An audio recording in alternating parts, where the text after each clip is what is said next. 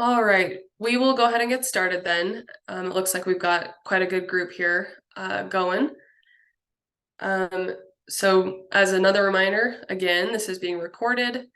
You can feel free to keep your video on if you choose to, or you can turn it off. It's up to you. Because this is distributed on YouTube following the event. We do edit it, so we try to keep people's faces and names off of it as much as we can, but it's not always possible. To introduce myself, my name is Teresa Larson. I am a researcher for the Transforming Communities Institute here at Utah State University. I run several programs at TCI, and one of them is to facilitate these continuing education opportunities. So if you have any questions throughout the event, or you need any support, I'm the person to find through the chat, or if you need to email. My email address is just my first name dot last name at usu.edu, so teresa.larson@usu.edu. And hopefully it will all go today. It looks like we just lost Brian. We've been navigating some technical things. So hopefully he'll be back in just a second. But we'll keep going. Utah State University is a land grant institution, and so I will now read our land acknowledgement statement. And that is, as a land grant institution, Utah State University campuses and centers reside and operate on the territories of the 8 tribes of Utah, who have been living, working, and residing on this land from time immemorial. These tribes are the Confederated Tribes of the Goshute Indians, Navajo Nation, Ute Indian Tribe, Northwestern Band of Shoshone, Paiute Indian Tribe of Utah, San Juan Southern Paiute, Skull Valley Band of Goshute, and White Mesa Band of the Ute Mountain Ute. We acknowledge these lands carry the stories of these nations and their struggles for survival and identity. We recognize elders, past and present, as peoples who have cared for and continue to care for the land. In offering this land acknowledgement, we affirm Indigenous self-governance history, experiences, and resiliency of the Native people who are still here today. And we thank you all for coming. Like I said, we have a really great group today, and I know that many of you will want continuing education as part of this process. And so please just ensure that your Zoom name matches what you would like on your continuing education certificate, because that's how we track attendance. And it looks like we do have some folks that might be together, and you can either put both names or multiple names in the renaming section, or you can email me and just inform me. So thank you for doing that. But to receive continuing education credits, it is important that you stay for the entirety of the session, and that you also complete the follow-up survey that I will share with you all at the end of the session and in the follow-up email.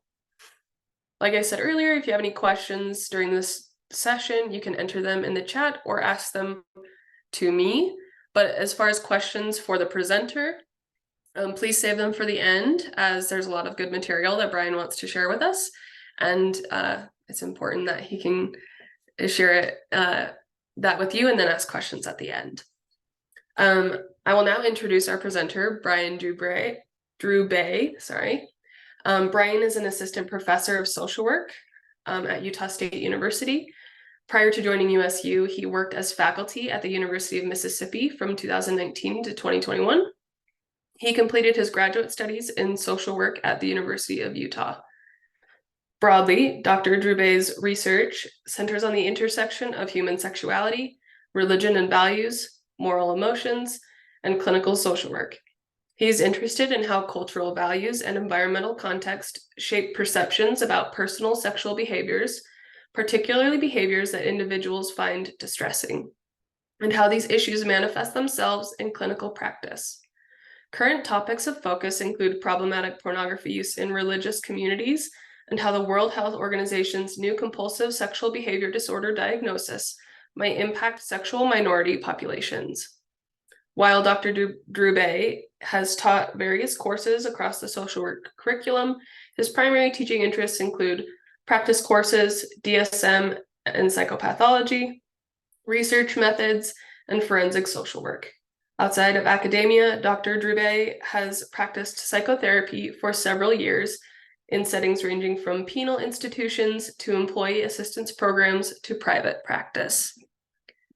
So we thank Dr. Drube for being here and for preparing this presentation for us all. And I will let him take the rest of the time, and hopefully we all learn some great things. I'm very excited for this session. Teresa, we have till 1:30, right? Yes. Okay. Hi, all. Thank you for tuning in. So I have to give like a disclaimer here. This is what's happened. I've had a technological meltdown in the last 5 minutes. My computer just restarted. It won't charge for some reason. So there's a chance, I've got full charge right now. I don't know how good my battery is. If I cut out, the session is over because I don't have any way to restart my computer. We'll see how it goes. Thank you all for tuning in. I think this is an important topic. So I'm going to go ahead and share my screen, share my PowerPoint. We'll get rolling here. For my former students that are tuning in, you know you came for the PowerPoint. So here we go.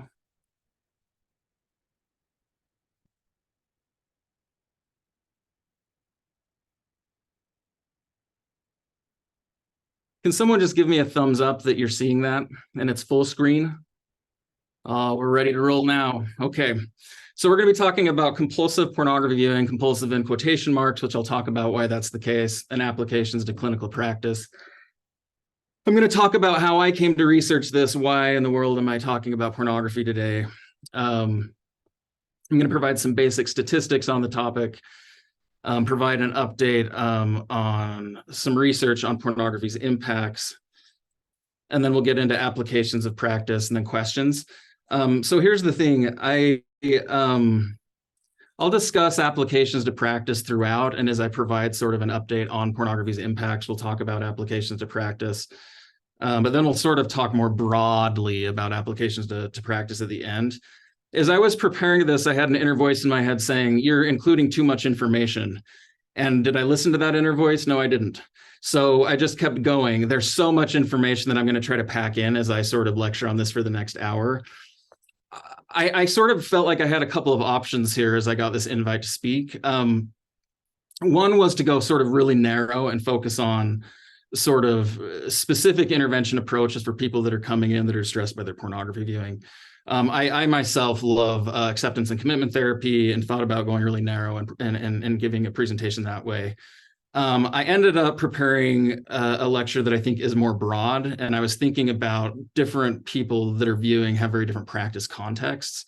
And so this is going to be very broad information, but I'm hoping that there will be sort of a take home. There's a nugget in here for each of you, to, regardless of your practice context. So that's sort of my idea. Before we begin, I want you to consider something. I'm gonna give you a vignette here in a second. I'm gonna read through the vignette, and I'm gonna break all the PowerPoint rules of presentation because there's way too much on the screen. But I want you to consider these points as I'm going through the vignette. Do you have concerns about Tom's behavior? Is Tom's behavior normal or deviant? Should Tom's behavior be classified as compulsive or addictive? And if so, why? Do you think Tom's porn viewing will negatively impact him long-term? So as I'm going through the vignette, maybe keep these things in mind and then we'll revisit them.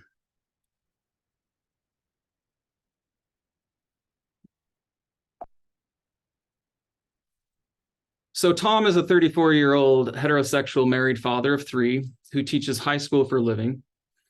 He struggles with some anxiety and depression, but feels they are manageable. His primary concern is that he views pornography.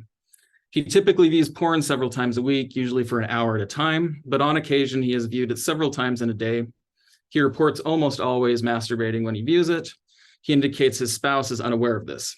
He knows she vehemently disapproves of porn generally and would be devastated if she found out, so he views it secretly.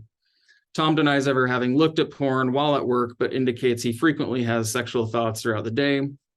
He says that he typically views men having sex with men, or excuse me, views men having sex with women or women having sex with women, but occasionally views quote unquote kinkier stuff like group sex. He says his pornography viewing is restricted to the internet and denies ever having sexted with other women or engaged in any live sexual activities online. He reports viewing pornography brings much needed stress relief and is pleasurable, but he also feels guilty. He indicates he has viewed since he was a teen pretty consistently. He denies ever having tried to cut back. So I want to go back to these questions. Do you have concerns about Tom's behavior? This is a client coming to see you in practice.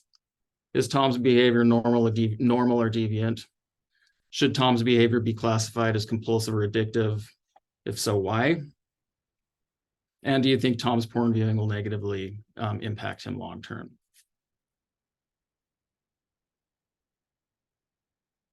More questions. As you're considering that and sort of wrestling with maybe your feelings about that, consider the following as well. What are your personal beliefs about porn? Is it harmful, healthy, good, bad? Does it depend? Is pornography addictive? Is that something that you would tell clients that you feel like it's addictive? And then be reflexive about what informs your attitudes about pornography. So you might consider things like your own current relationship status, definitions of fidelity within your relationship, personal values, your religious background, personal, relational, familial experiences related to porn. Maybe you've been personally impacted in some way. Your gender, age, sexual orientation. So in sum, how do your beliefs, values, background, biases sort of color your view of pornography?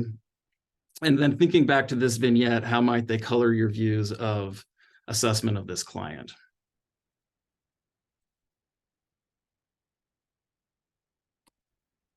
So why research this? Just to like a little bit of my backstory. So post MSW, I worked for several years for the Utah Department of Corrections. I initially worked in the inpatient psychiatric unit at the point of the mountain when the prison was there. And I later worked at the Central Utah Correctional Facility doing more sort of outpatient work. I have, what I've come to like in life is student loans. So I said to myself, I'm going to go back to school again. Really, I'm just a research nerd, which is why I went back and did my doctoral work. And my original intention was to study, to focus on criminal justice related research. And in fact, I was a research assistant in the Utah Criminal Justice Center, which is housed in the College of Social Work at the University of Utah. So around the time that I started my doctoral studies, there were a few things that happened. So when I was living in rural central Utah in Manti, I was approached by a few clinicians that were basically trying to recruit me to join their practice, and their practice specialized in quote unquote pornography addiction. And I didn't know that that was a thing diagnostically. It will hint later, we'll talk about it's not.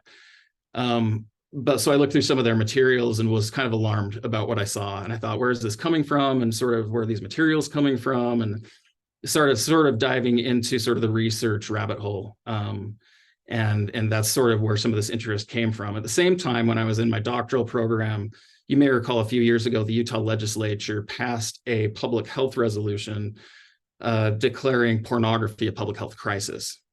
I was up at the University of Utah looking over sort of the cloud of pollution and thinking to myself, it's an interesting focus at this time that we're calling porn a public health crisis. And I thought, where's this coming from? I was simultaneously seeing a lot of advocacy materials floating around, specifically anti-porn advocacy materials, and was thinking about, gosh, how does this discourse and this language impact the community, really? And I began, after I started my doctoral program, I was supplementing my income, and I was seeing some clients working outpatient, and I was seeing a steady stream of clients coming in that were coming in because of pornography related distress, both individuals and couples. And it just seemed like this was a big issue that wasn't really sort of being explored very much. And I will say that the debate around this stuff since that time, in the last few years has only intensified, and Utah often feels like the epicenter of it. So one of the largest, if not the largest, anti-pornography convention is held in Utah. It's hosted by the Utah Coalition Against Pornography. Utah has a large treatment industry centering on porn and sex addiction. When I was just like playing around a few years ago and looked at Psychology Today bios to see how many clinicians in Utah were purporting to specialize in sex addiction, 1/3 of all bios and clinicians said they were specializing in sex addiction. That's a large number. Pornography related concerns get regular coverage in the media. I think like the Deseret News runs a pornography related piece like every other week, and at least once a month it's a headlining piece.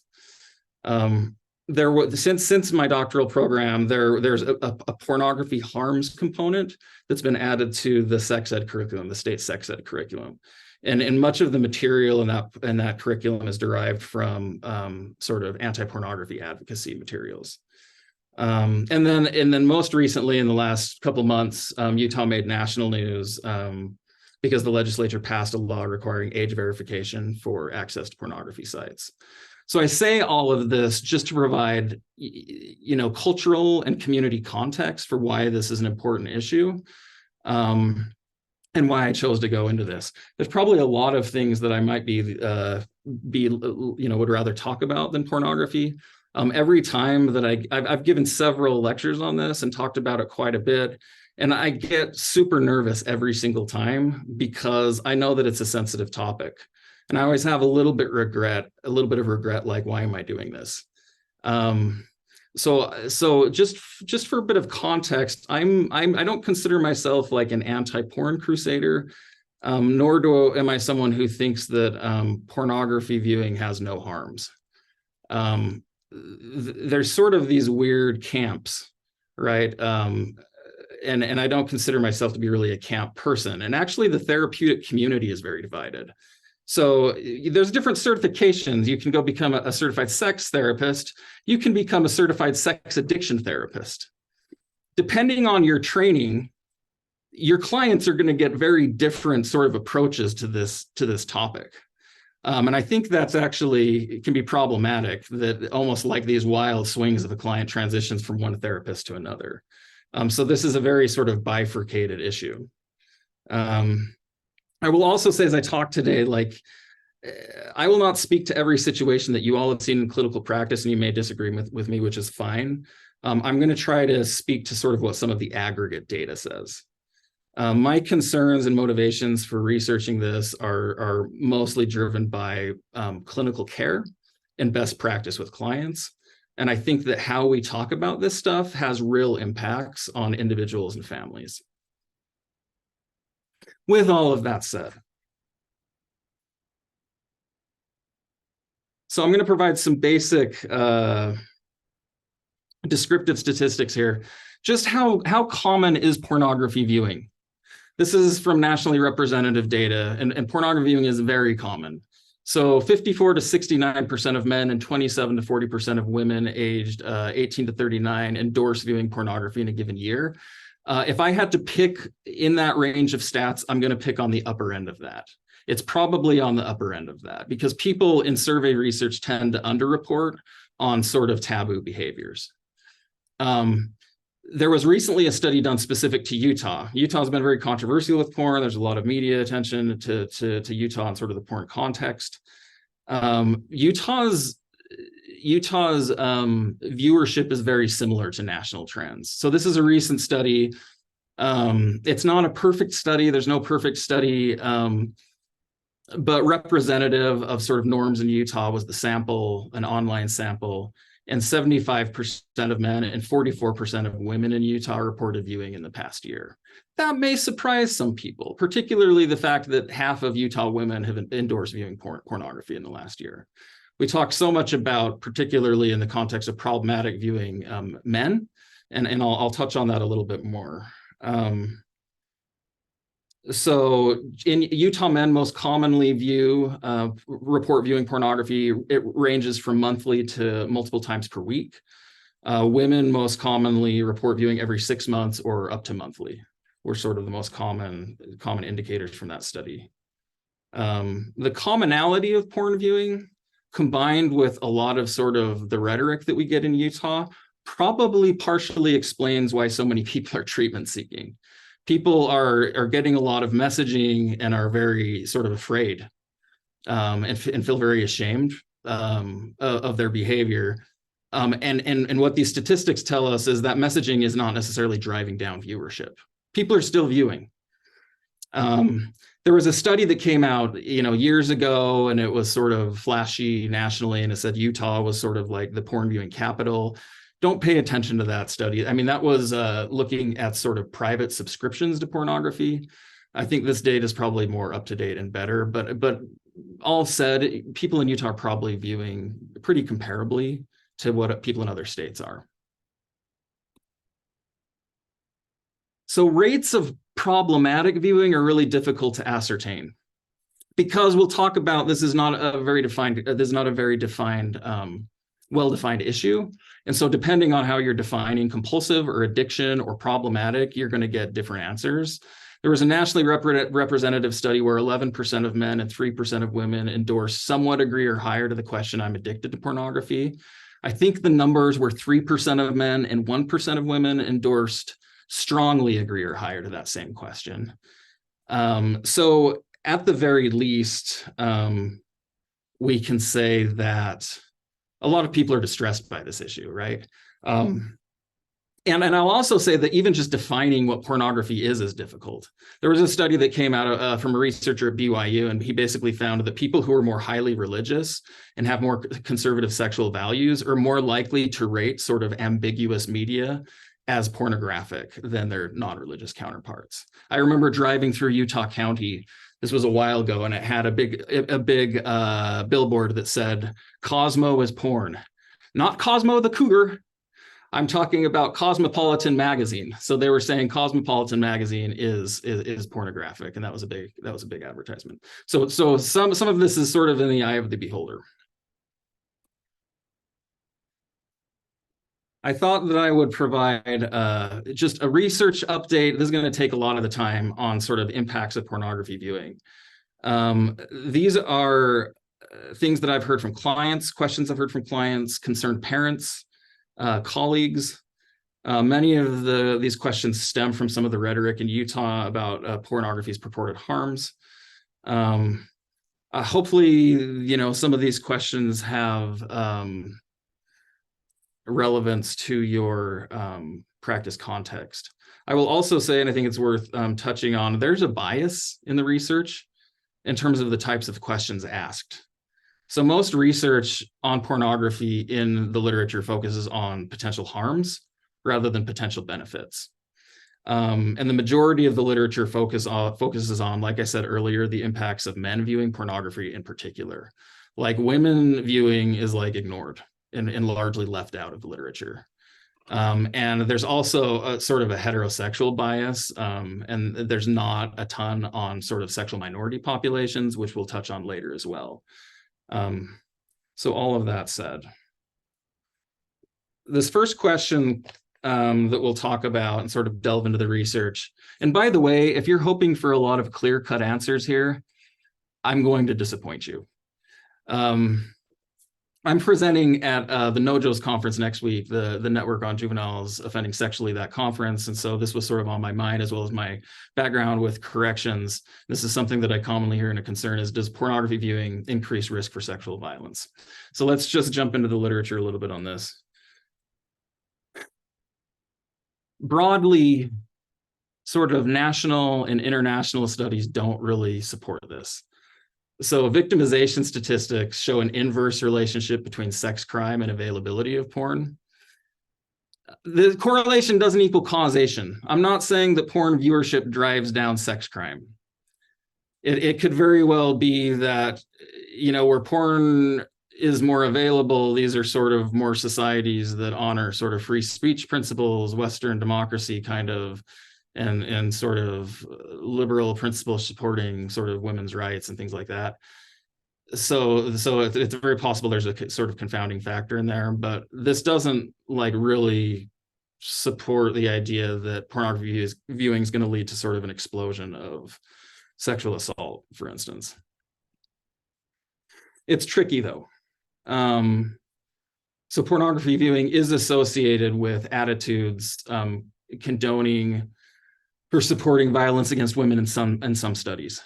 In particular, sort of like acceptance of rape myths and attitudes condoning sexual coercion are indirectly associated with pornography viewership. I put here that this effect is mediated by sexual scripts, and I'm going to talk about that for a second because this is really important. So sexual scripts are basically culturally derived messages that define what sex is to a person and what they think should transpire during a sexual encounter. It's basically how we come to define sex and what we think sex is and what should happen during a sexual encounter.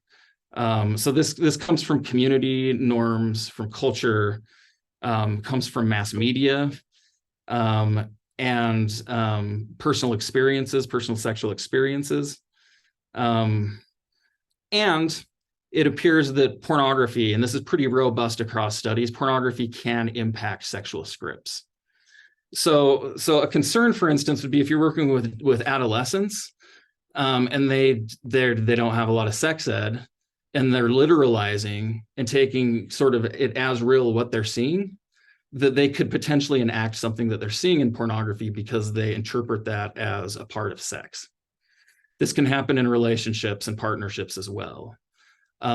So it's not so much the porn viewing itself as it is the relationship to the porn viewing, and how sort of literally a person takes what they're watching. And we're going to talk more about this because this is a really important point. I think probably the strongest thing that I can say is, because there's question, do attitudes translate into behavior? The literature is a little bit clearer and probably supporting that if you're working with people who already have an increased risk of sexual aggression, that porn's probably not great for them. And if they're viewing pornography with violent content in particular, it may just be adding fuel to that fire. So if you're working with a criminal justice population, this is something to be aware of. There's criticisms to this. So the effects are pretty small. Again, it's not like if somebody views is a viewer of pornography, that their acceptance of rape myths is sort of like astronomically increases. The effects are pretty small. And then there's this question of external validity. When we talk about external validity, it's how generalizable are these findings to the real world. And going back to the first statistic, that's really unclear. And there's other literature that paradoxically suggests that porn viewers hold less sexist attitudes and have more egalitarian attitudes toward women in other studies. So the literature here is very messy.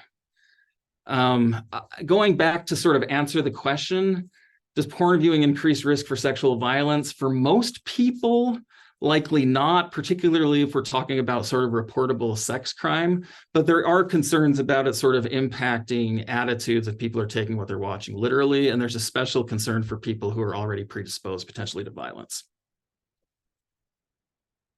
Next question. We're just going to roll through these based on our limited amount of time. Does porn viewing impact sexual attitudes and behaviors? We've sort of already touched on this in the last slide, but let's keep talking about this. So pornography viewing is associated with increased risky sexual behaviors, particularly in young adults. So an example is like, engaging in a lot of casual sex, the hookup culture that happens at college campuses. Pornography viewing may help fuel some of this. There's longitudinal, actually, in the data, there's longitudinal support for this, which makes the study and sort of the inferences stronger that this is the case. So the pornography viewing in this case actually precedes the risky sexual behavior and increases the likelihood of it. Other examples, viewing may impact sort of want for or engagement in various behaviors in the bedroom. People may want to like enact what they're seeing.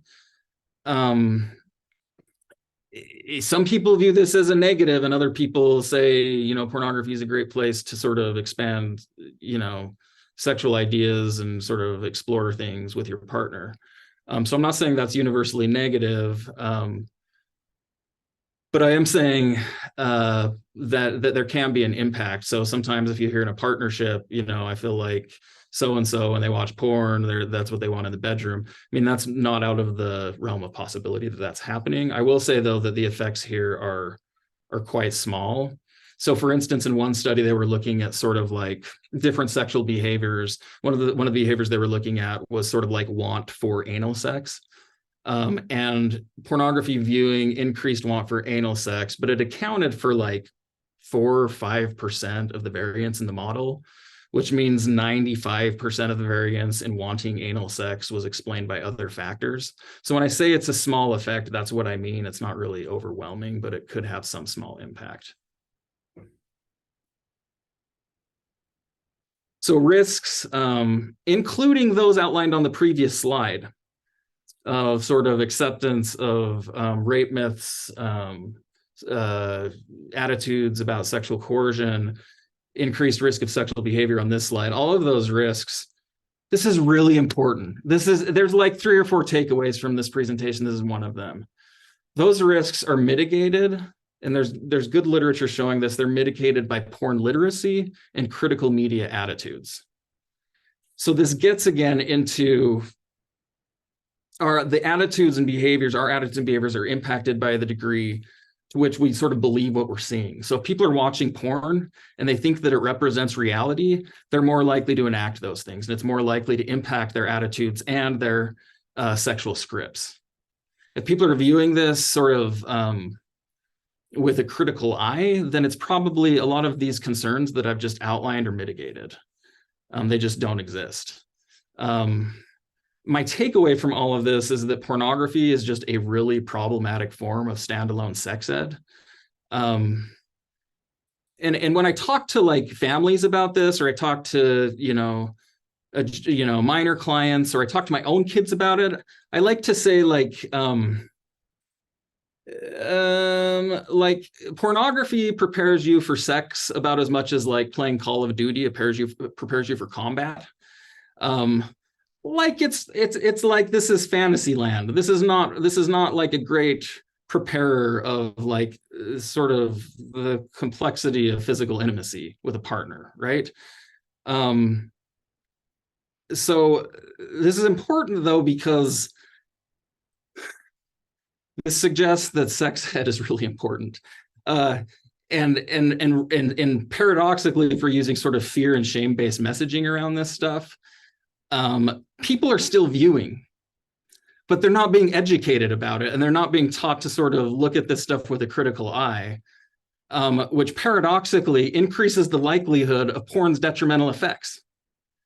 So actually engaging people with thinking, again, critically about these issues, I think is just, it's very important. Is everybody doing okay? Are you engaged? Are you wanting to continue with this lecture? Because if you don't have to stay. I'm just kidding.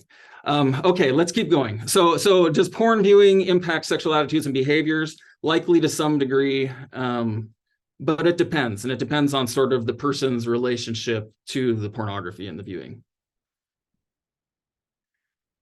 Another common thing that I've heard or had questions about is, does pornography viewing lead to sexual dysfunction? So let's talk about that for a second. Most of this is focused on, this is very sort of male-centric. It's focused on sexual dysfunction for men. And if you go online, there's like these interesting forums of like, it's called the no-fap community. And it's people that are like opposed to pornography viewing and masturbation. And they talk about like sort of not wanting to masturbate or view pornography, and how it sort of, you'll hear like anecdotal stories about how they had erectile dysfunction. And once they stopped viewing, it all went away. So does the research kind of support this idea? Porn viewing alone is not associated with sexual dysfunction or sexual dissatisfaction. I just reviewed an article last week, a couple of weeks ago. It's not published yet. But pornography didn't seem to have a huge impact on sort of want for sex with a partner either. However, distress about porn viewing and self-perceived addiction are associated with erectile dysfunction and pre-ejaculation in men. These are small to moderate effects. This again speaks to the importance of messaging here. So people who are distressed about their porn actually may have some problems in the bedroom, and they may be attributing it to the porn, when in reality, it's likely their distress related to the porn. Maybe it's shame related to porn. Maybe it's, I feel like I'm an addict and this is going to cause problems in my life, and it becomes a self-fulfilling prophecy. Once we control for a person's sort of distress level and attitudes of self-perceived addiction, the relationship between porn viewing and sexual dysfunction goes away. This one's a little bit more clear. So does porn viewing lead to sexual dysfunction? Probably not. But are people that are viewing porn and distressed by it, could they experience some sexual dysfunction? That is a possibility. Is porn viewing associated with relationship dissatisfaction? This is one of the most common things that comes up in the context of therapy. A lot of times a partner, some of you may have been personally impacted by this. So a partner finds out that their partner has been viewing pornography, maybe there's secrecy and there's been hiding behaviors, and it's sort of this big devastating thing. You'll hear this sort of colloquial term that's used, of betrayal trauma, that's used here locally a lot in Utah, that sort of speaks to sort of how devastating it is for some partners.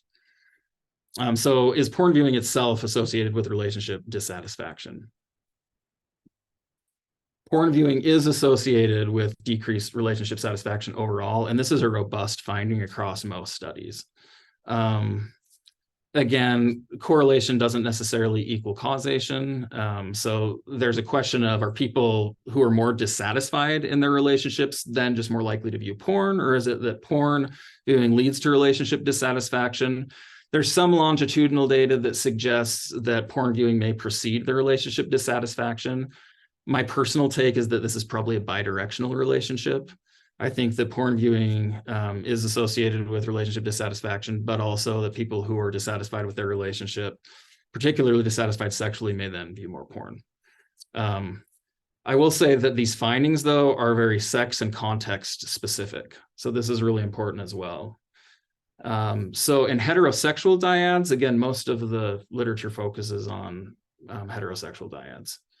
In heterosexual dyads, male viewing in particular is associated with decreased satisfaction. Female viewing is either unrelated to relationship satisfaction or in some studies associated with increased satisfaction. And you might think about why is that the case? There's been different things sort of hypothesized. One thing that's been hypothesized is sort of maybe the way that men and women sort of on the aggregate, this is not making this specific to any individual, but maybe the way that men and women on the aggregate view pornography, it's different, and that women are viewing it more to sort of enhance relationships, whereas men are using it sort of more instrumentally, or viewing it more instrumentally. My personal thought on this, I think that's possibly one contributor to this sort of difference. I think another probably thing that contributes to this is that it's not the porn viewing itself. It's that the porn viewing is actually acting as a proxy or an indicator for sexual desire discrepancy. And when men are viewing alone in a partnership, there's maybe a larger sexual desire discrepancy than when women are viewing. And that sexual desire discrepancy is actually sort of what is predicting relationship satisfaction. There's probably a lot to unpack there. Another contextual thing here is that shared viewing by partners is associated with higher satisfaction relative to solo viewing. So when people in relationships are viewing together, there don't appear to be sort of these deleterious consequences on the relationship. And in some cases, people are reporting sort of higher sexual communication, higher sexual fulfillment when they're viewing pornography together. Lastly, but not least, household values, including partner religiosity, moderate the relationship between porn viewing and relationship dissatisfaction. So when I say moderate, what that means is that household values, partner religiosity, that impacts the relationship between viewing and relationship satisfaction, so that if a partner doesn't have sort of moral opposition to pornography viewing, the effects on relationship satisfaction just aren't as detrimental. If a partner sort of views this as anathema, is sinful, if the partner views this as sort of an act of infidelity, then of course it's going to cause more relationship dissatisfaction and angst. And this is really important in Utah, and let me show you why. So this is not my graph. I took this from the Desert News. Actually hired Y2 Analytics, which is a survey research firm. This is a few years ago, and was asking about sort of definitions of infidelity and what they would consider cheating. The different like bars here represents, or sort of the darker blue represents high religiosity. Medium represents sort of moderate religiosity, and low in the gray represents low religiosity. And they were asked the question, how often, if ever, would you say the following activities would be cheating on a spouse or partner? And if you look sort of at the first questions that they asked, like having regular sexual relationships with someone other than your partner, it doesn't really matter by religiosity. People are rating that as cheating. Same thing with having a one-night stand with someone other than your partner. If you move down list right here, having watched pornography without your partner, people who are highly religious, a third are saying that would always constitutes cheating. A quarter of moderate religious people are saying that would constitute cheating, and only 6% of non-religious people are saying that would constitute cheating. So sort of the religious makeup in Utah is going to have profound impacts on definitions of fidelity, definitions of cheating, and sort of how sort of devastating then pornography viewing is seen within the context of the relationship. One more slide highlighting this, and I think why this is such a big deal in Utah, or part of the reason why, is this is now broken down sort of by religious affiliation. I apologize for the use of the word Mormon here. This was pre sort of move to Latter-day Saint. But if you look, compared to even evangelical Protestants, Latter-day Saints were almost twice as likely as evangelical Protestants to rate watching pornography without your partner as an act of infidelity. That's a huge number. And it's a big difference even from other sort of religious groups. So again, thinking about that context and why this is so devastating, and sort of the cultural context in which this sort of discourse is happening, is really important. So in sum, is pornography viewing associated with relationship dissatisfaction? Yes, but it's context dependent. It depends on who is viewing in the relationship, whether viewing is happening in a partnership, and it really is contingent on household values. The last question, and oh boy, how am I going to even answer this? Is pornography addiction even a thing?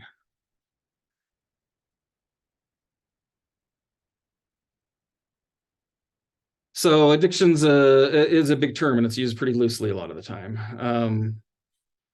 So when we talk about nomenclature, that's sort of professional use of terms.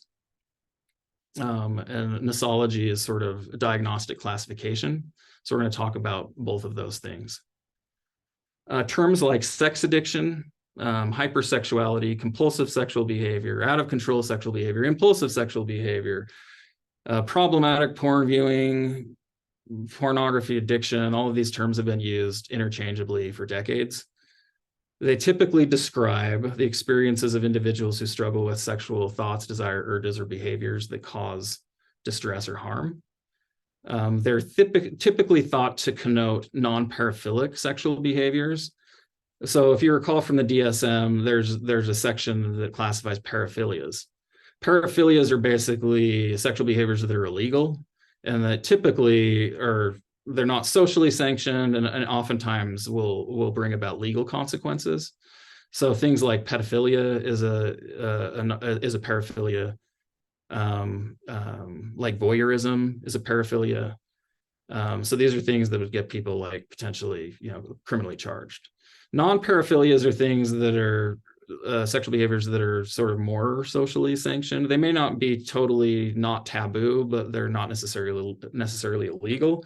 And so when we talk about hypersexuality, sex addiction, typically we're talking about those types of behaviors. We're not talking about sort of the illegal behaviors.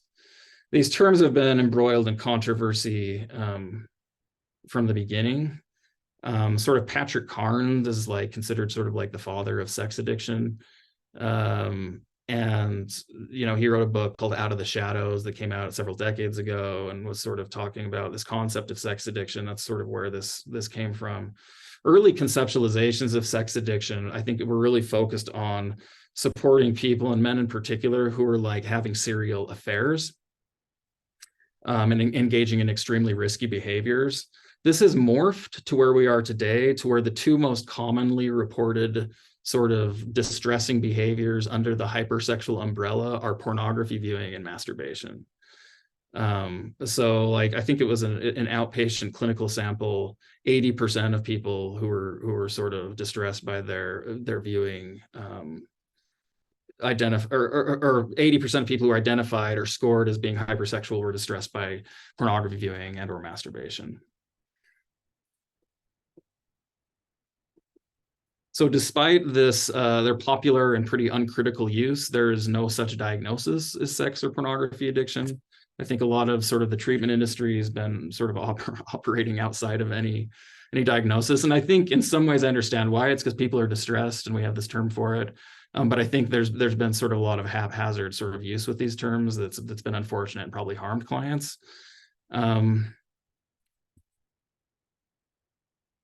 So excessive non-paraphilic sexual behaviors, again, non-paraphilias, they've typically been relegated to residual diagnostic categories in the DSM. So in the DSM-3, for instance, there was a diagnosis, psychosexual disorder not otherwise specified. And it gave examples of things like repeated sexual conquests or Don Juanism. That was actually the term used. But that was listed alongside examples of other things like confusion about preferred sexual orientation. That was actually under the label of psychosexual disorder not otherwise specified. Impaired pleasure during orgasm was also listed under this. So these were sort of residual diagnostic categories, and it's never been its own thing until recently. This is not in the DSM. However, this is sort of significant. The World Health Organization in 2022 in the International Classification of Diseases 11th edition added compulsive sexual behavior disorder to the ICD. This is the first diagnosis of its kind. We'll read through sort of this diagnostic criteria. I think there's going to be a big push to get this in the DSM-6. This is where I see this going. So the International Classification of Diseases is a sort of research and clinical manual used by medical professions kind of worldwide. The American Psychiatric Association that publishes the DSM has sort of like links their codes when you bill insurances to ICD codes. So there tends to be some sort of correlation between the two manuals, but there's a lot in sort of the International Classification of Diseases that isn't in the DSM. A lot of the ICDs has nothing to do with psychiatry at all.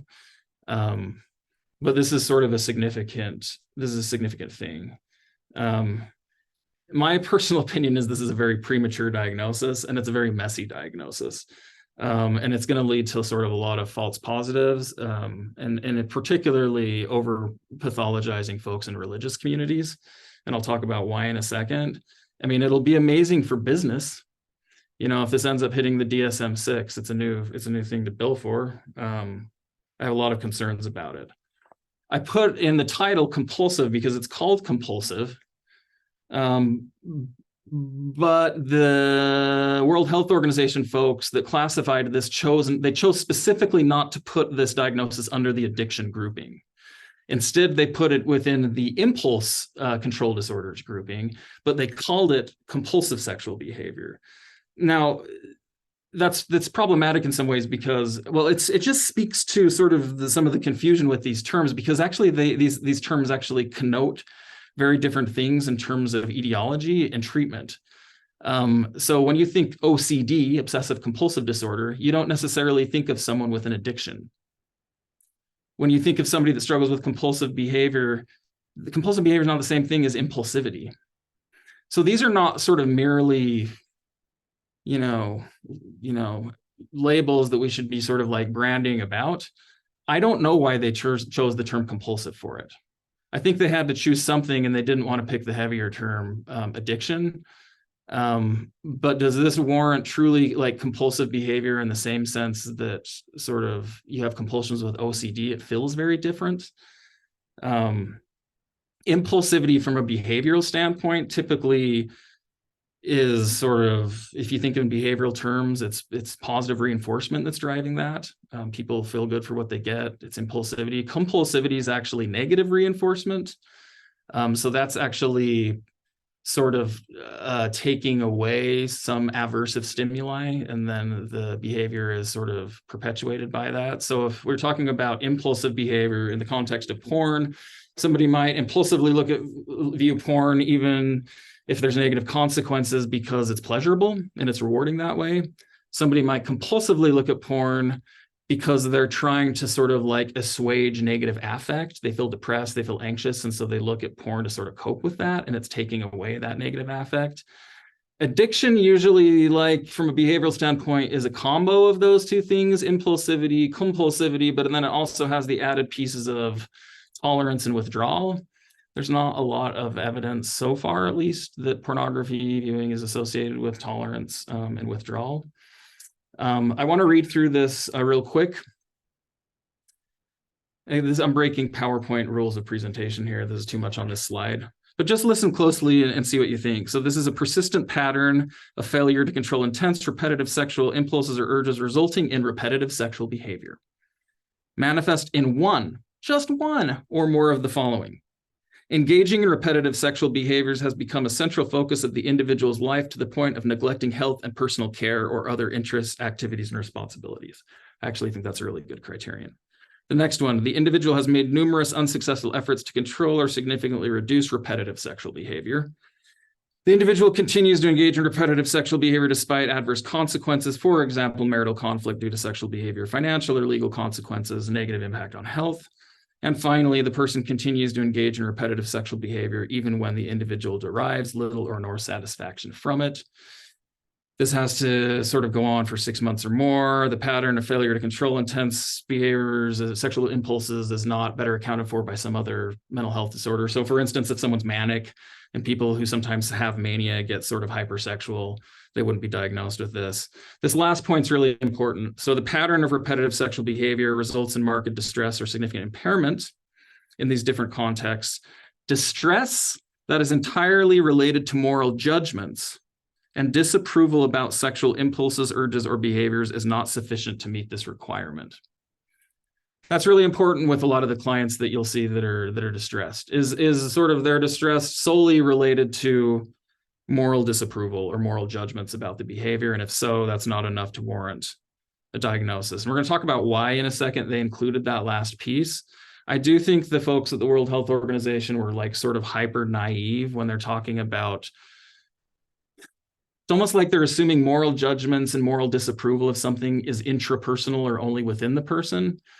But like we've talked about, this is actually sort of at the community and cultural level or at the societal level. So I want you to go through this. Imagine you have a client that comes in that's saying they viewed porn 5 times in the past year. That's not particularly frequent. They're distressed by it. Yes, they morally disapprove, but it's also causing marital strife because their spouse is upset about it. Going through these, would they meet the criterion for engaging in repetitive sexual behavior that has become a central focus to the point they're neglecting stuff? Probably not. Has the individual made numerous unsuccessful attempts to control or significantly reduce the behavior? Possibly so. Do they continue to engage in the behavior, even if periodically, despite adverse consequences relationally? It could potentially meet that criterion as well. And then you have to make an argument, is the distress just related to moral judgment or disapproval? Well, yes, they feel bad about it and they feel like they have an addiction because they morally disapprove of it. But because of the relational sort of dynamics in their household and the household values and how they define fidelity, it's also causing relational distress, even outside of just the moral judgment. So when I say this has the potential to sort of like over pathologize things, I don't think somebody that's coming in that's viewed pornography 4 times in the last year probably struggles with compulsive behavior. But by this diagnostic criteria, can an argument be met that they meet it? Yeah, I think it's really problematic. Other things about this diagnosis before I move on. There are no behavioral criteria, you'll notice. So everything is left to individual interpretation. It's not saying how frequent can sexual behaviors be. There was a recent study that came out that said compulsive sexual behavior, people who meet criteria for CSBD, people who have symptoms of CSBD, I should say, in most cases, in a lot of cases, those symptoms will self-resolve or resolve on their own within a year. So it's a highly transient and unstable diagnosis. The other piece to this is that the greater number of symptoms that a person has associated with compulsive sexual behavior, the more likely they are to have other disorders rather than it ruling out other disorders. So there was a quote that came out from in a recent research article where the authors say, when a diagnosis of CSBD is determined, the probability of also being diagnosed with a separate psychiatric disorder does not drop to near zero. It increases. In other words, comorbidity is the rule, not the exception. That's really problematic in the sense that is it actually sort of a concrete disorder, or are we just capturing sort of other psychiatric comorbidities that go along with this? I want to talk more about that language revolving around moral judgments. So moral values impact perceptions of sexual behavior. Moral incongruence, which is basically when someone morally disapproves of something, and then they engage in that behavior anyway, they experience moral incongruence. There's a robust body of literature suggesting that moral incongruence is among the largest predictors of self-perceived pornography addiction. So this is even controlling for frequency of viewing. So when people morally disapprove of their behavior, they're more likely to identify as an addict, basically. This sits with a lot of my clinical experience where I've talked to clients who view pornography very infrequently, like once or twice a year, and they're convinced they have a pornography addiction. They feel really bad about it, and it's disruptive to their lives because, of the sort of guilt that goes along with that. Some of my dissertation research points to the idea that it likely, this moral incongruence impacts how individuals perceive their sexual desire. So sexual desire, we might colloquially call that libido. So people with higher libido, for instance, maybe they have sort of more inclination to view pornography. What happens if they have moral incongruence or moral disapproval related to the pornography viewing is people actually start sort of pathologizing their own libido. So they start interpreting any sexual urges as pathological and manifestations of addiction. This also likely impacts hiding and secrecy behaviors and communication. Another study that I authored on, we looked at sort of how sexual morals, how moral incongruence impact actual behaviors around the pornography viewing. And what we found is that people who experience a lot of moral incongruence are more likely to hide their viewing and keep it a secret from their partners. Which is a big deal because just practicing clinically a lot of the time, yes, the pornography viewing is devastating within a relationship, but the secrecy and sort of hiding and dishonesty around it is even more devastating. So as alluded to, we're going to come back. I'm going to show you just something about that hiding secrecy study here in a second. But as alluded to earlier, household values impact pornography's effects on relationships. I talked about sort of household values and definitions of fidelity have a huge impact. And clinician moral judgments likely impact whether a client is going to be diagnosed with pornography addiction. We did another study where we surveyed, this was second year MSW students. And what we found was that sort of people who identified as more religious were more likely to perceive pornography as addictive. So that going back to sort of the original vignette and the questions about sort of being reflexive about your own beliefs, how does your own religious background or lack thereof impact sort of your views on this? These were findings from, I'm not going to go into this whole thing, don't freak out. These were findings, again, looking at sort of predicting why people hide their viewing and what might predict people hiding their viewing. People who are more sexually conservative are more likely to hide their viewing. That's not surprising, because people who are sexually conservative are also less likely to sort of have open sexual dialogue. But what we found is this was mediated through two things. One is moral incongruence that I just talked about. So people who have sort of conservative sexual values are more likely to feel bad about their viewing. They have moral incongruence with it, and therefore they're more likely to hide it. But also people who have internalized messaging that pornography causes a lot of harms to society were also more likely to hide it. So going back to this piece of sort of responsibility around rhetoric and sort of the language that we use is really important, because paradoxically, if we're sort of using shame-based, fear-based messaging, we could actually be driving this more into secrecy, which then harms relationships further. So to answer this last question, I told you it's a lot of information. Is pornography addiction even a thing? Not officially, but it's complicated. And it would probably fall under sort of problematic pornography, and would fall under this new compulsive sexual behavior disorder diagnosis that the World Health Organization put out. Not in the DSM yet. To be determined. We will see. Let's shift to applications to clinical practice. I've said a lot. I'm going to say a little bit more.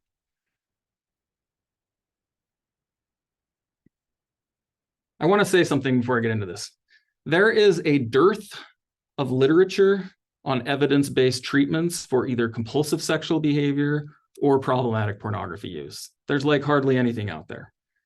There's some preliminary research supporting cognitive behavioral therapy and acceptance and commitment therapy. The acceptance and commitment study, actually, a couple of them were done here at Utah State University in Dr. Mike Tuhig's lab a decade or so ago, a little more than that, I think. That shows that ACT and CBT may be sort of beneficial therapeutic approaches for people who especially want to reduce specific behaviors. I'm going to talk about and advocate for sort of an even more holistic approach. I think I'm a big fan of ACT and acceptance and commitment therapy. I use that a lot with clients, and I think ACT sort of provides us an avenue to have sort of a holistic treatment approach to this. But just so you know, and you're asking, why aren't you telling us specific interventions and what to do and what modality to use? It's because there's hardly any literature on it. And think about this. People have been trying to treat this for decades, and there's not a lot out there. So with that said, based on how impactful culture is and context and values, practitioners should take universally, I think, a person and environment perspective when working with clients on these issues.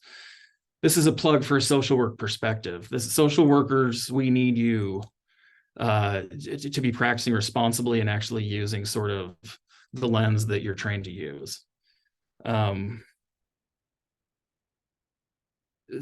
Actually assessing, where people are coming from and why they're upset is really important. And taking environmental context and culture into account is significant. Clients who have moral qualms with porn are especially likely to feel distressed and pathologize their viewing. Practitioners are not exempt from this. So y'all need to be cautious not to impute personal values, biases onto clients, both in assessment and treatment, and respect a client's right to self-determination. This runs both ways. If you're sort of like, I don't know, if you're maybe like a very sex positive person and you're like, pornography can be a great avenue of sexual exploration, and a client's coming in saying, I don't want to view pornography anymore, it's not really your place to be saying you should be viewing pornography. And the opposite of that is also true. If you have sort of strong feelings about pornography, but a client's like saying it's not causing necessarily problems for them, or they want to keep viewing, I think you need to be careful in imputing your own values, and particularly not over pathologizing things.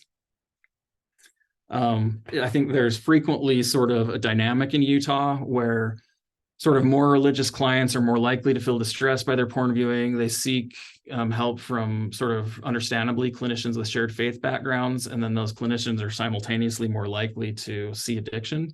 And there's sort of this escalating dynamic. Be careful with the use of pathologizing language. Self-perceived addiction, believing that you're an addict, is associated, and this is in longitudinal research, is associated with psychological distress above and beyond the porn viewing itself. So assigning someone a label of addict may cause harms. And like I said earlier, this new CSBD diagnosis appears to be highly transient. And for a lot of people, those symptoms will naturally resolve within a year. And so if you're labeling somebody an addict, that may be something they carry with them for a very long time, when in reality, the symptoms might be very transient or transitional. Utilizing fear and shame-based rhetoric will likely backfire. So shame about porn viewing, belief it causes harms are associated with hiding it from others, which harms relationships. We've talked about distress related to porn viewing is associated with sexual dysfunction. In some practitioners could potentially cause iatrogenic harm through irresponsible use of language and having terms like addiction. This is not saying you have to, minimize what a client's going through. And I'll talk about that more in a minute and sort of how to navigate that. But it's important to provide clients with fact-based information. And like we talked about with the sexual script stuff, actually encourage them to think critically about what they're viewing instead. Beware of all or nothing thinking related to goal setting and treatment. If you're familiar with ACT and ACT terminology, sometimes clients become fused to their goals and they mistake their goals for valued directions. So ideally, goals are operating in the service of broader life values, and values are a direction. And if goals are operating in the service of values, great. What I frequently see when clients come in is that they are fused to a goal, for instance, of abstinence from porn. And they engage in this really all or nothing thinking that paradoxically promotes sort of these abstinence binge cycles. So they don't view forever. And they're like, I've got 3 months, I've got 6 months. And then they view and they're like, the hell with it. I'm just going to go view and binge on a bunch of porn. And then they feel even worse. This is really important because bear in mind that unlike substances or other behaviors that are classified as addictive, like gambling, sex is a primary reward. No one goes through puberty and comes out with a biological inclination to use heroin. People don't go through puberty and come out with a biological inclination to gamble. People have sex drives. People go through puberty and come out with sex drives. And there's a danger here, and this is why I do not love the addiction framework with this. There's a danger here that people begin to pathologize really normal sexual urges and desires. And what I hear when clients that have worked with other treatment providers that have adopted sort of an addiction lens is they come in and they're basically conceptualizing any sexual urges as cravings. They're using that addiction language. I'm having cravings. So be on alert for clients for pathologizing their whole sexual selves. We don't want to be promoting sort of these abstinence binge cycles. I think doing sort of values-based work is a much better way to go. Household values and definitions of fidelity matter and should be explored universally. Values-based work, I just gave a plug for this, can be valuable. Establish not only like sexual no-nos for clients, but establish what healthy sexuality means to them more broadly.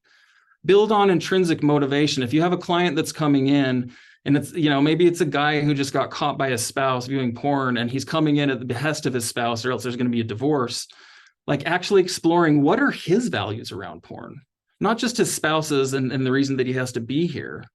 Actually doing some clarification work that way will build intrinsic motivation to go in valued directions.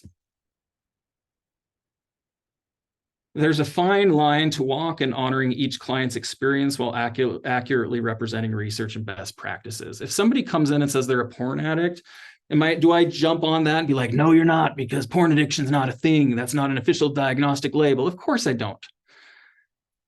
I sort of roll with the client's language. I don't like to use the word addiction myself.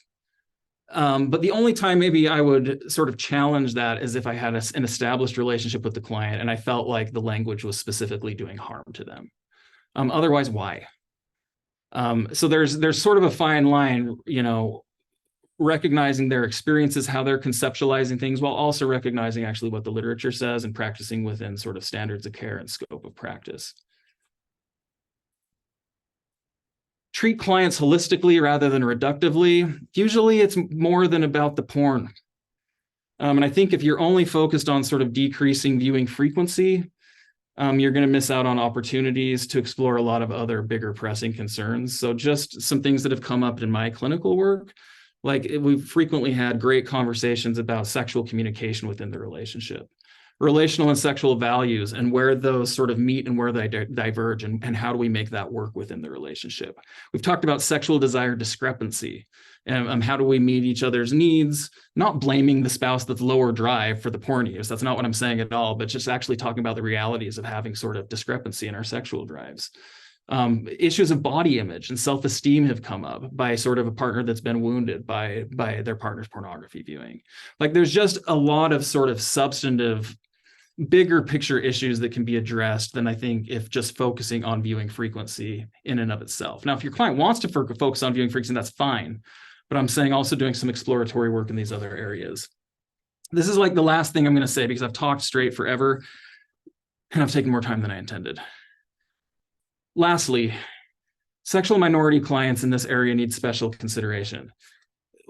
The mental health field has historically harmed this population. Homosexuality was classified as a mental disorder in the DSM-1.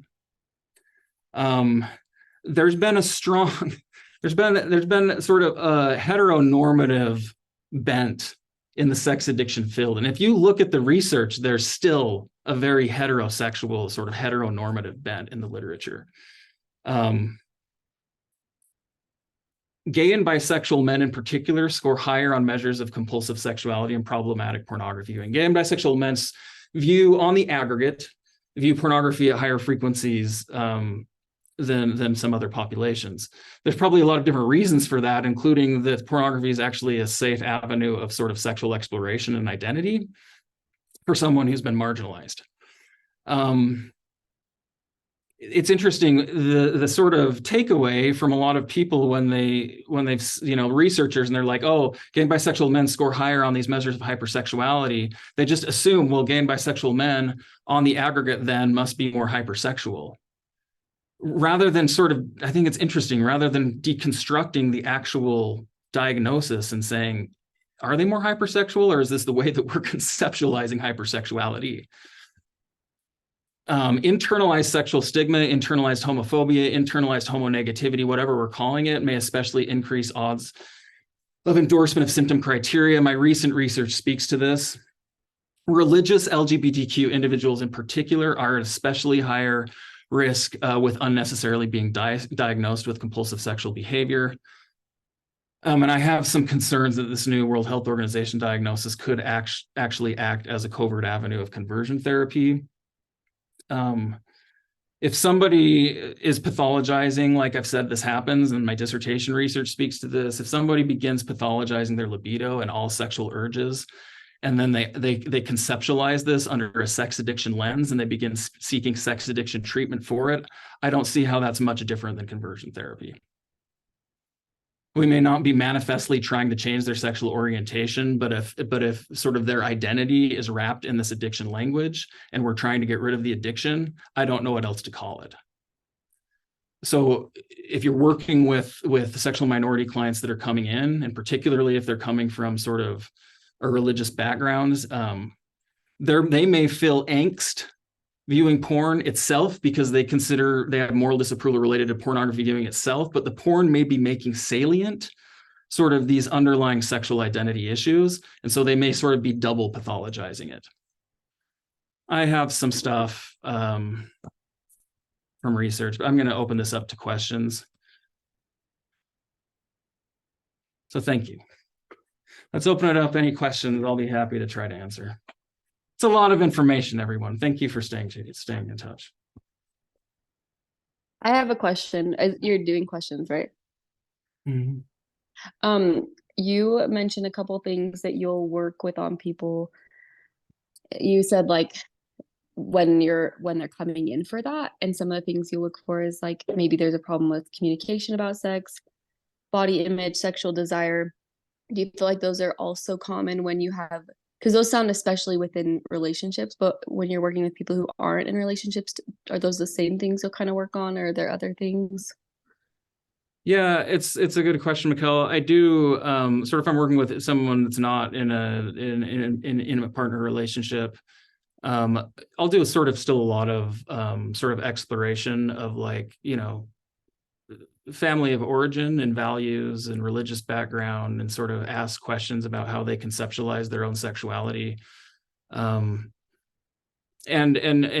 sort of raise awareness of how they might even sort of communicate about sex with future partners. So I think there's still ways to go. And also really exploring, why they're distressed, why they're coming in, and how they sort of came to the conclusions that they did if they're labeling themselves as an addict.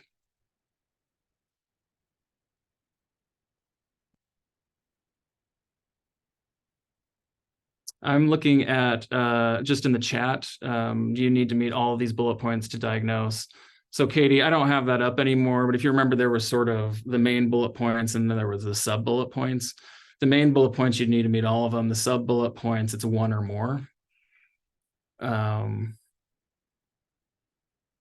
Yeah, other questions? Brian, sometimes the topic with wives come up, objectification, sexual objectification, and then a loss of intimacy as a result of that. That comes up frequently. I'm wondering if you can address that. Yeah, so Charlie, I can't ever speak to any specific individual situation. What I can say, sort of what we talked about earlier, is the piece on sexual scripts. Is it possible that pornography viewing leads a partner to like objectify their partner? Yes. I think the literature speaks to that, but it's really about sort of the person's relationship to the viewing.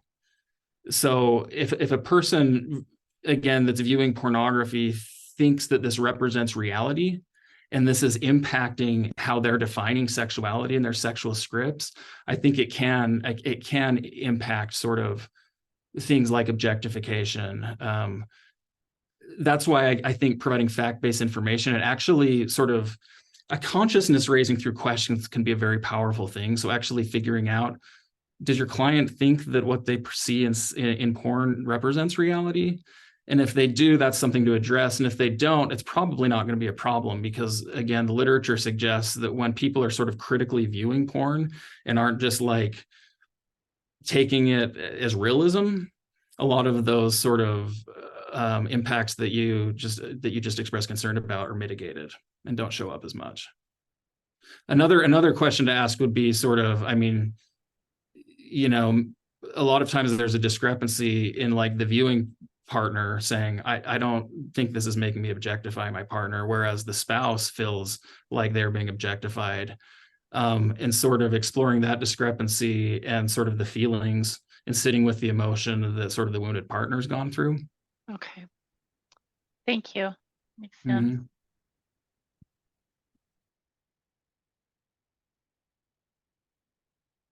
Other questions?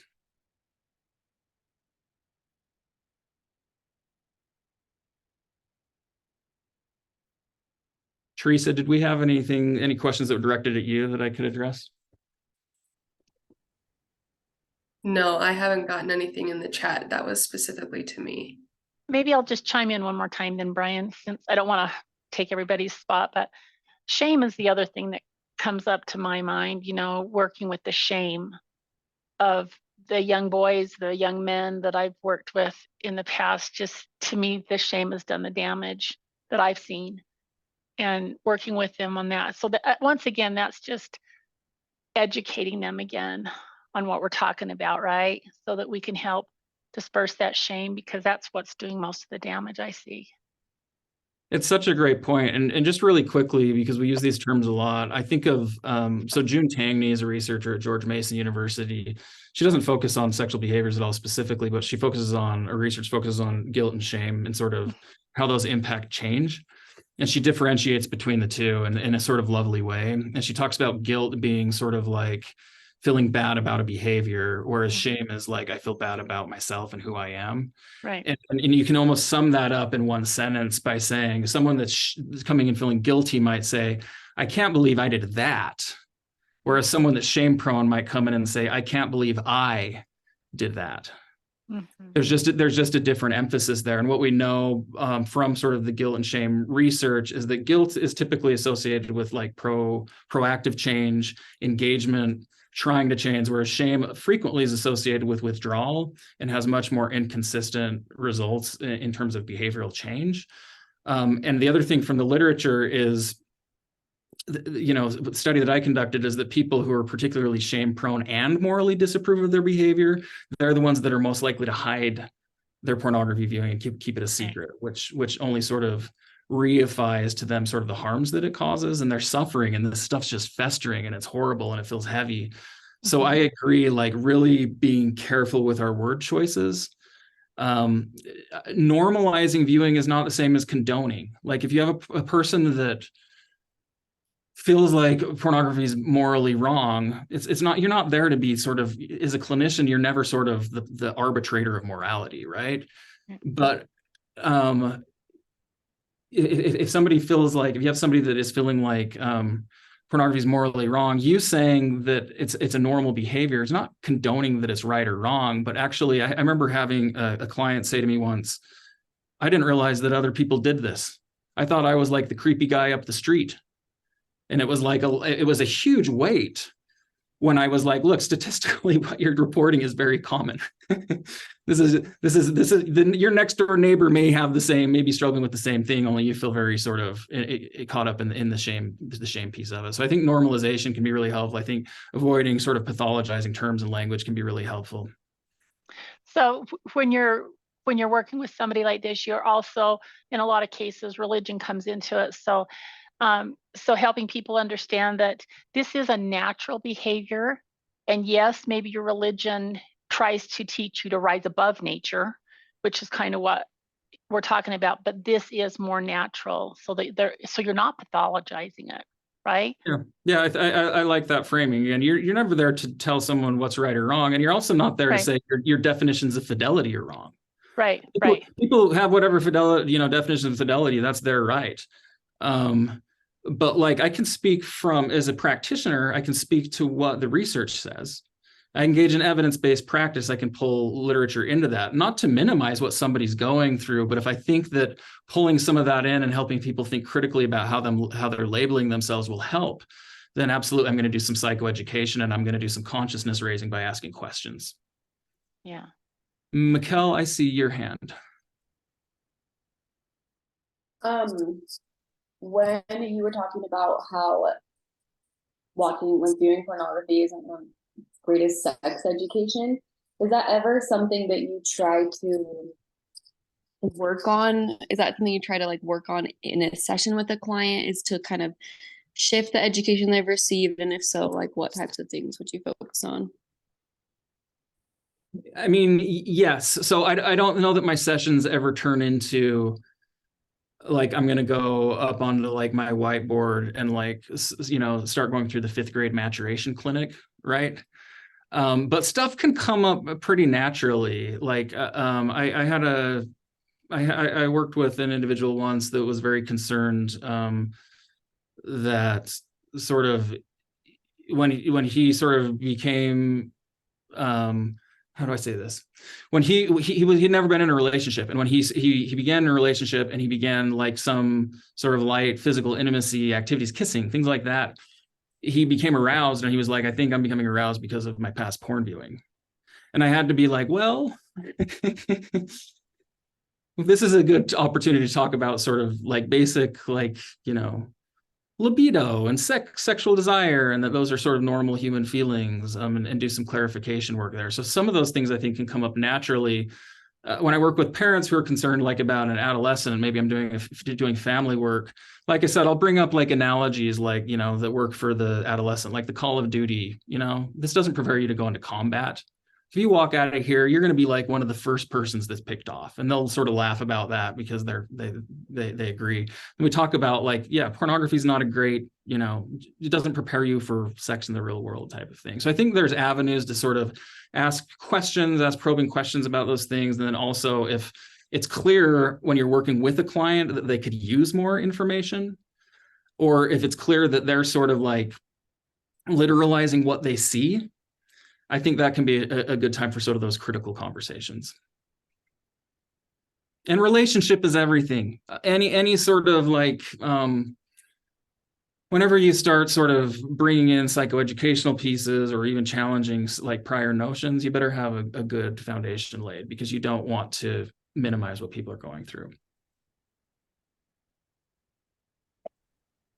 Brian, there's Yeah. one question in the comments, and then we'll need to wrap it up. But the question in the comments is, how do you handle couples work where the man doesn't think that it's a problem and the woman does?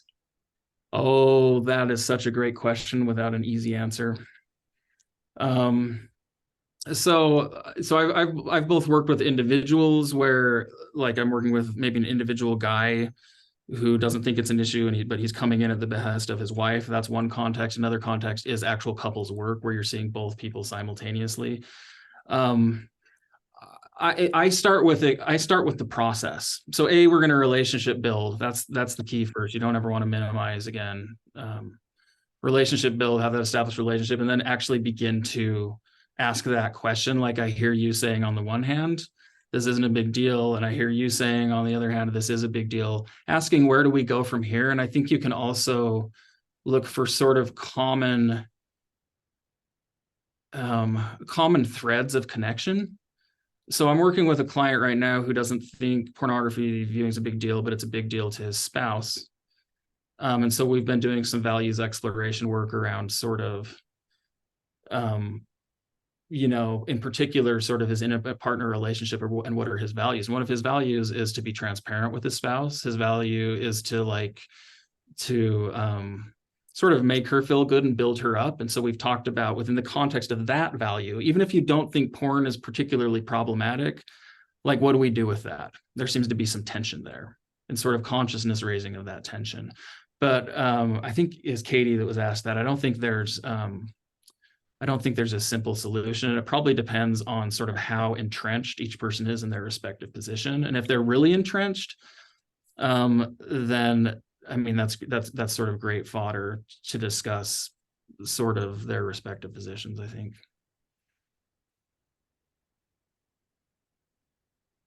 Thank you, Brian, for answering all those questions. For those that need to leave, I do want to close out the session. But if anybody does have like a burning question that they want to discuss, they can stay on after. But I have just entered into the chat a link to the follow-up evaluation if you want to take that or do that evaluation right now, as well as a link to our upcoming continuing education session that is happening next month. We do these on the third Friday of every month, same time, 12 to 1:30. And next month, it is supporting the LGBT plus community, and it's being presented by the program manager at the USU Inclusion Center for Gender and Sexuality. Her name is Erica Danielle Lindstrom. I just attended one of her trainings earlier today, and it was phenomenal. So if you have interest in supporting that community in your practice, it's a really great opportunity to learn from her. I also got a question in the chat about where you can find this recording moving in the future. Transforming Communities Institute has a YouTube channel. It's the QR code on the right there. I also put that in the chat. We usually have these up within 2 weeks of the actual session. So just check back there or subscribe and you'll get a notification. And then also the social media for TCI and USU Social Work, because Social Work is the one that endorses these continuing education events and continually supports us as we organize and present them. If you all have any questions about receiving your certificate, please let me know. After taking the survey, those that have done it and have attended the full session, you will receive your certificate within about 2 weeks. So if you haven't seen it within 2 weeks of completing that survey, please reach out to me. Otherwise, we appreciate you all being here, and hopefully we'll see you next time at our next session.